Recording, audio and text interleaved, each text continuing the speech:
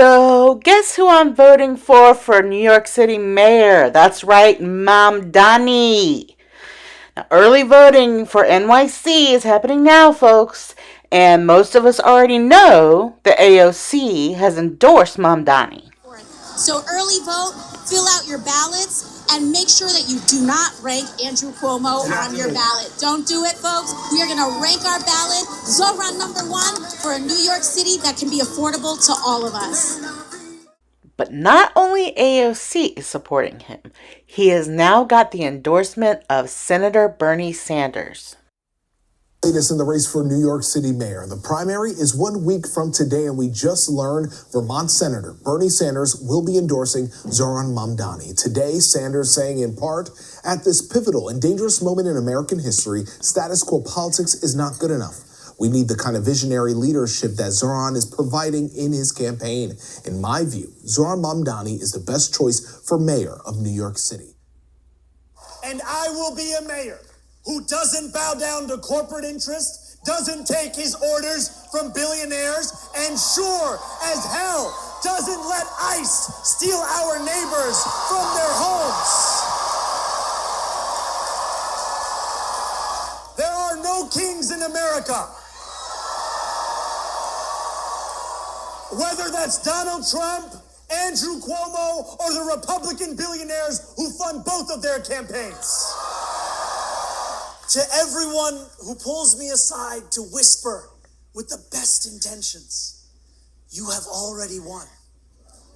I am sorry, but the days of moral victories are over.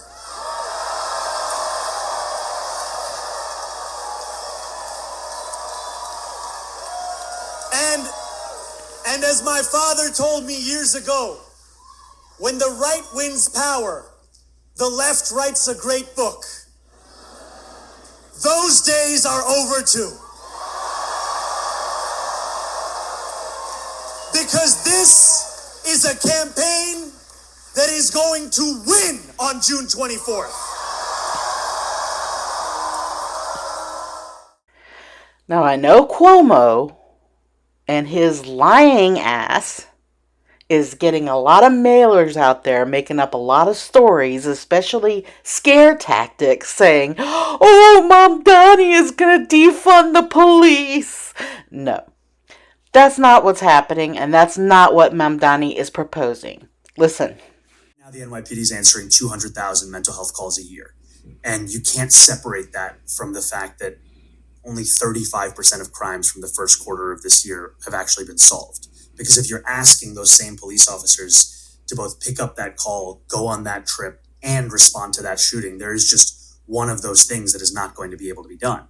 And it's interesting that a lot of times when you talk about a vision for public safety and you talk about allowing police to do their jobs, it's framed sometimes as if you are anti-police. And yet, if you listen to police officers themselves, you'll see 200 officers are leaving the department every month.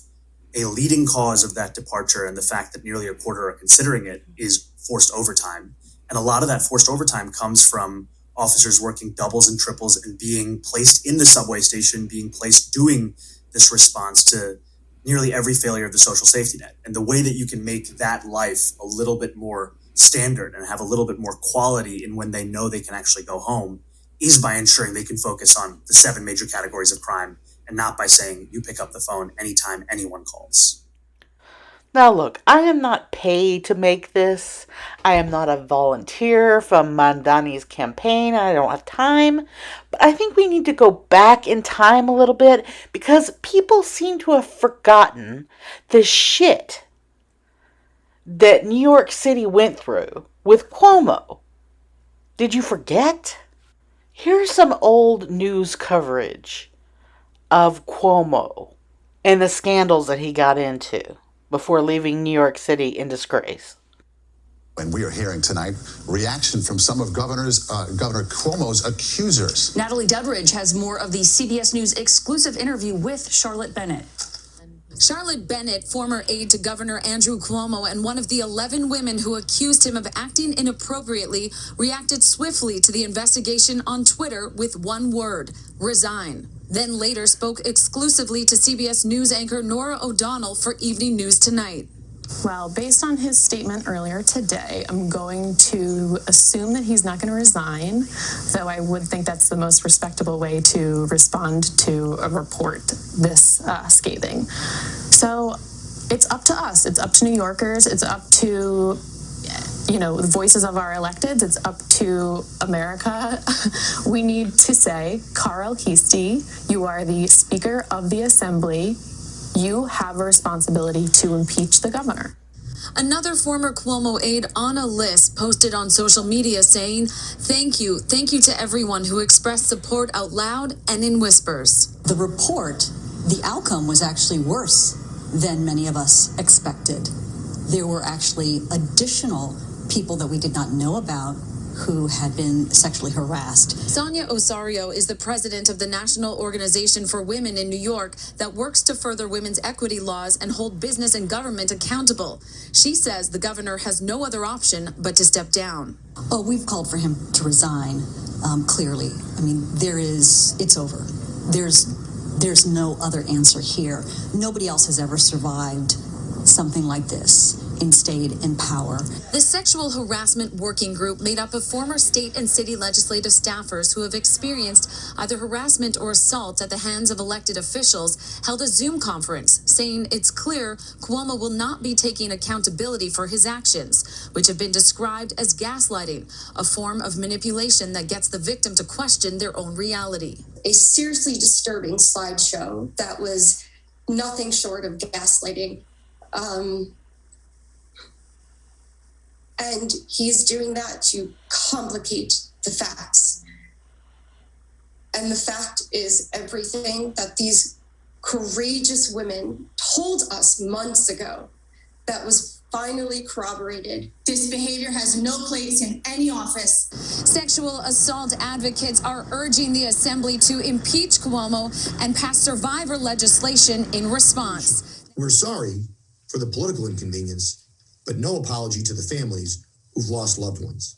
Democrats like Queens Assemblyman Ron Kim concerned too. His uncle died of COVID at a city nursing home. They just need to own up to some of the mistakes that were made. The Democratic Attorney General recently issued a report that there were nearly double the number of COVID deaths at nursing homes and other long-term facilities in New York than the state health department had initially reported. This after last year, Governor Cuomo mandated nursing homes accept COVID-positive patients in an attempt to free up much-needed hospital beds. After the New York Post first reported the story, DeRosa today put out a statement denying a cover-up. I was explaining that when we received the DOJ inquiry, we needed to temporarily set aside the legislator's request to deal with the federal request first. Even Democratic Senate Majority Leader Andrea Stewart-Cousins said today critical COVID information had been withheld. Assemblyman Kim says it's time for Cuomo to apologize and listen to grieving families. Listen to their concerns and offer solutions for our people.